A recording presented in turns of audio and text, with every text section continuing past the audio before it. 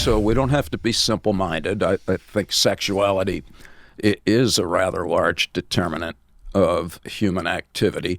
But yeah, if we're looking for just an overarching explanatory concept about what is it that drives us, yeah, then I'm going to cast my vote for the idea that, as a Scottish dude said, I think it's Alexander Smith in the 1860s, it is our knowledge that we have to die that makes us human. And so I babble in my classes. I'm like, okay, we're going to study psychology, and then I break it up. It's psyche and ology. And of course, everyone knows ology is the study of. And then I'm like, well, what's psyche? And most students, like I would have, they say, oh, that's mind. And that is how we think of it today. But Aristotle coined the term psyche. And in the original ancient Greek, it's soul. And he defined soul as the essence of a body that is infused with life. All right, now that, I don't know about you, but I'm like, shit, I don't know what you're talking about. I need English. Yeah, I need English, por favor. And then he says, okay, let me give you some examples.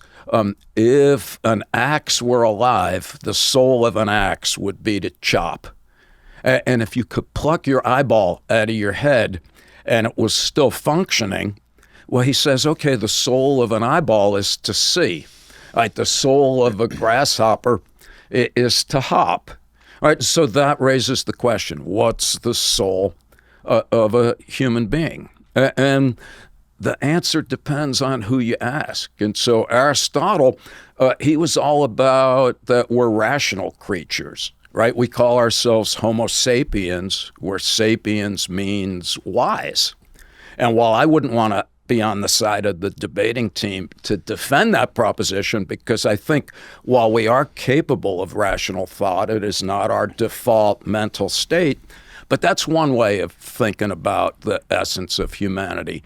But there's others. There's another dude, he called us Homo ludens. Ludens is Latin for play, that we're fundamentally playful creatures. We're the only critters that have leagues and uniforms and games with rules. And that's one way of viewing us. Another person calls us Homo faber. We're tool-making creatures. Somebody else calls us Homo aestheticus, that we like to think about surrounding ourselves with beauty. Somebody else calls us Homo narratans, that we're storytelling creatures. And my thing, Danny, is I like all of those as interesting ways, interesting vantage points from which to step back and view ourselves as forms of life. But back to my point, when I ran into this guy who said, it is our knowledge that we have to die that makes us human, in my gut, I was like, yeah, at least that squares with my experience. I've been disinclined to die since I was like 8. The day that my grandmother died, which made me realize that I too would someday die. And so that was a long-winded response to your question. But from our vantage point, the work that we do is very much based on the assumption that a defining characteristic of our humanity that differentiates us from all other forms of life that we are currently aware of is that we know that we're going to die from a rather early age, and the average individual is not particularly comforted by that realization. People are so smart that we actually realize that we exist. And he's like, okay, wait a minute, because a lot of us are like, well, of course I know I exist. But Kierkegaard's point is that other forms of life are not necessarily in possession of that awareness. In Psychobabble, excuse me, he said that it takes a ridiculously sophisticated cognitive apparatus to render yourself the object of your own subjective inquiry. All right, English translation. A raccoon is here but doesn't know it. Rosebush is here, but doesn't know it. Not going to argue today about whether your dog knows that he or she is here. We just need people to admit that they know that they're here. And so the point that Kierkegaard made is that if you're smart enough to know that you're here, you're going to experience two uniquely human emotions that he called awe and dread. And again, I'm a teacher, so I like words that actually people have heard before. Like awe is awesome. It is awesome to be alive and to know it. And I say this to remind myself that in our finest moments, it's just fantastic to be a respiring, sentient entity.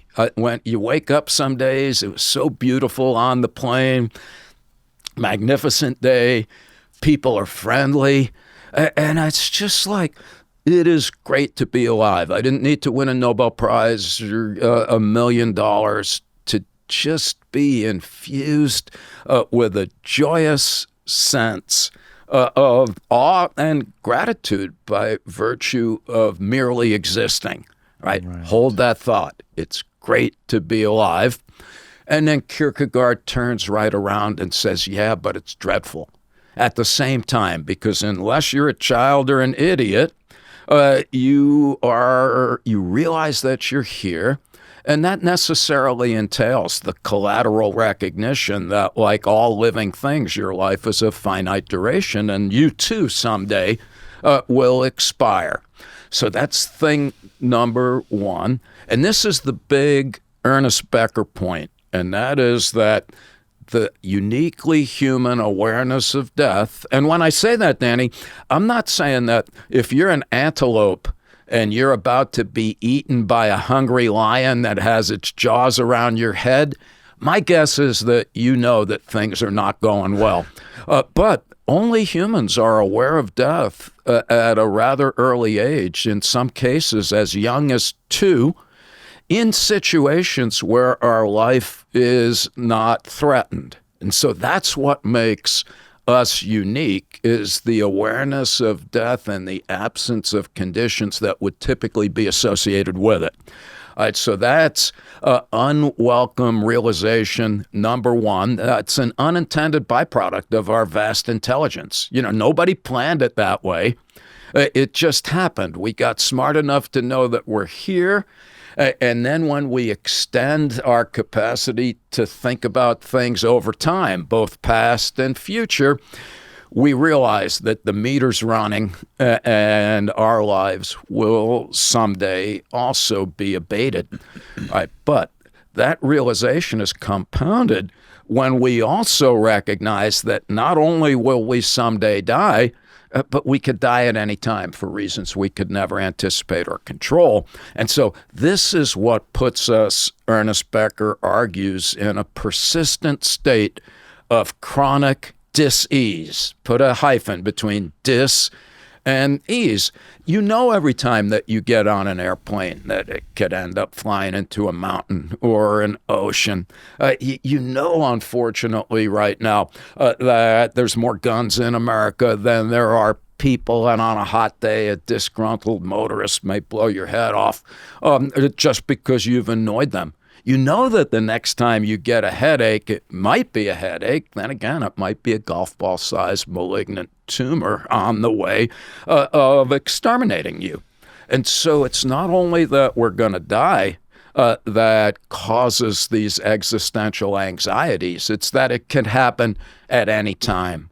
And then finally, Becker, just to knee us in the psychological grind, he says, okay, you're going to die.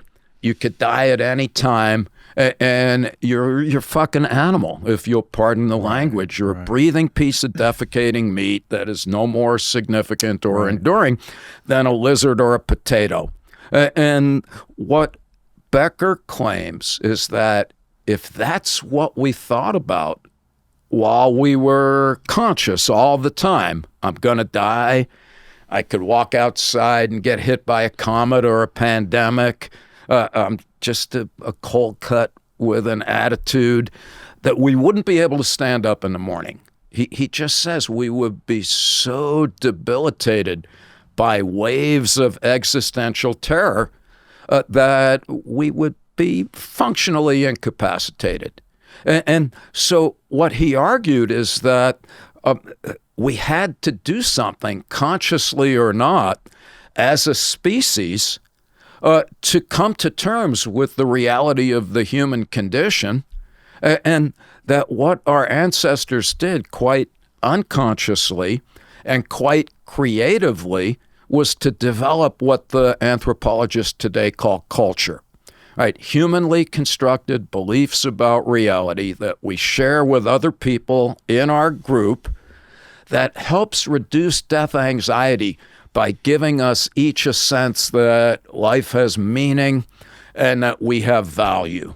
And these are, for Becker, this is the mother lode of psychological motivation. Underneath all of it is that we're trying to diminish death anxiety, but the way that we experience it in our lives is a persistent quest for a sense of meaning and value.